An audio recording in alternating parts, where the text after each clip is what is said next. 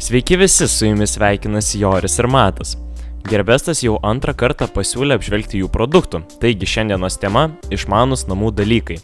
Visų daiktų nuorodas paliksime aprašyme, todėl jeigu kas nors jums patiks, būtinai pirkite per mūsų nuorodą.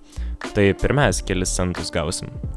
Pirmiausia, apžvelgsime Oaklyn Air išmanųjį elektrinį dantų šepetelį. Įpakavimas tikrai geras, priminė Apple gaminių dėžutę. Ten rasite patį šepetelį ir jo įkrovimo stotelę.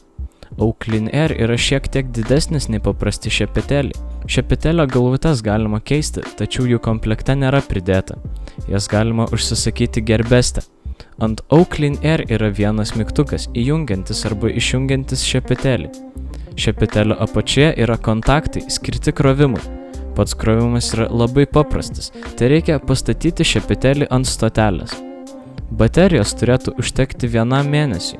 Šepetelis jungiasi prie iOS arba Android telefono per Bluetooth.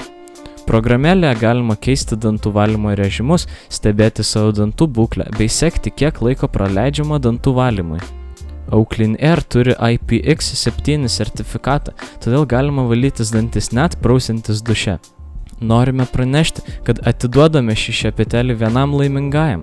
Jums tai reikia eiti į Gleam linką aprašyme ir atlikti keletą dalykų. Už kiekvieną dalyką gausite didesnį šansą laimėti šį išmanųjį Oaklyn šepetelį. Antras dalykas – Xiaomi Mi Eye Health termometras.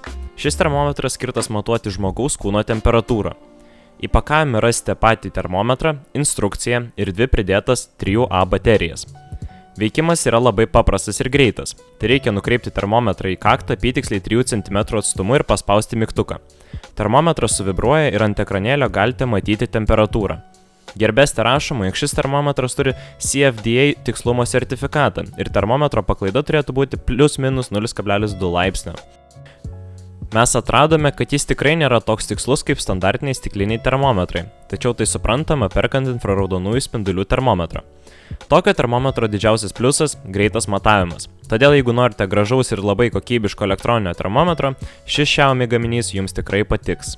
Trečiasis labai įdomus daiktas yra išmanusis puodelis. Taip, pasirodo netgi tokių būna. Šio puodelio įpakavimas atrodo labai gražiai.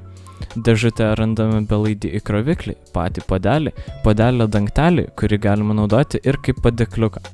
Dėžutėje buvo ir įkroviklis su neeuropietišku kištuku. Todėl, jeigu rimtai galvosite pirkti šį puodelį, iš karto užsisakykite ir adapterį. Puodelis yra keramikinis, atrodo tvirtai bei yra gan sunkus. Tikslios puodelio talpos neradome, bet jis nėra didelis.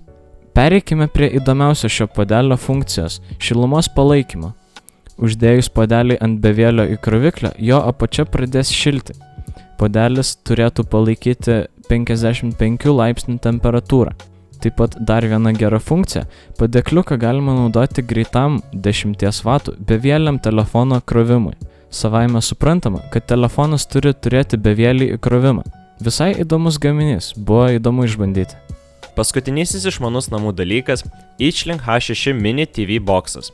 Dėžutėje rasite patį TV boxą, pultelį, prie kurio nepridėta baterijų, HDMI laidą, maitinimo laidą ir instrukcijų. TV boxas yra labai lengvas, atrodo, kad jo viduje nieko nėra. Priekyje yra ekranėlis, kuriame matysite laiką ir keletą ikonėlių.